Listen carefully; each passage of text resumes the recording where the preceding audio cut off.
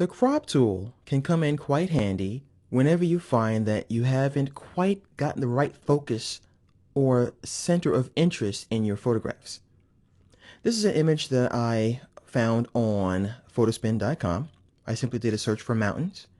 Now this image is awesome, but what I want to do is show you how you use the crop tool to crop away portions that you might not want and how to experiment to get something that's interesting. I'm going to first show you how to use the marquee tool, and then we'll go to the crop tool.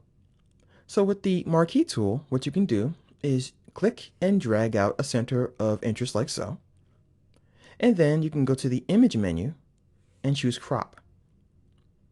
The exterior of the image outside of this boundary is cropped away, and now you have something else that you can work with. I'm going to undo that by pressing Command or Control Z. Now the downside to doing it with this tool instead of the crop tool is that we're going to have a difficult time moving it around and changing the scale. For example, I can click inside the middle of it and move this boundary around. But how about changing the size of it? Of course, I could hold down the Shift key to add to it and the Option key to subtract from it. But that's a lot of hassle. So I'll press Command and Control D to deselect, and I'll click on this guy here.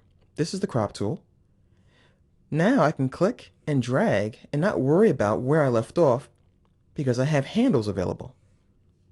I can rearrange the boundary at any time. I can also turn on what's called the shield by clicking here. It just ghosts out the outside region so you can focus more on what you're going to wind up with when you actually hit enter or return to accept. With the shield, you can change the color by clicking on the swatch and choosing something else. It doesn't really do anything, but it just helps you to visualize your content more clearly.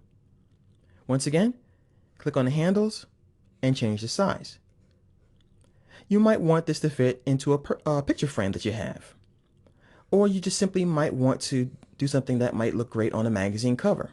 So you want to play around and find something that's going to look good and leave you room for the text that goes on the cover. So you just play around and choose something like this, for example, where I can have the contents of the magazine and the title.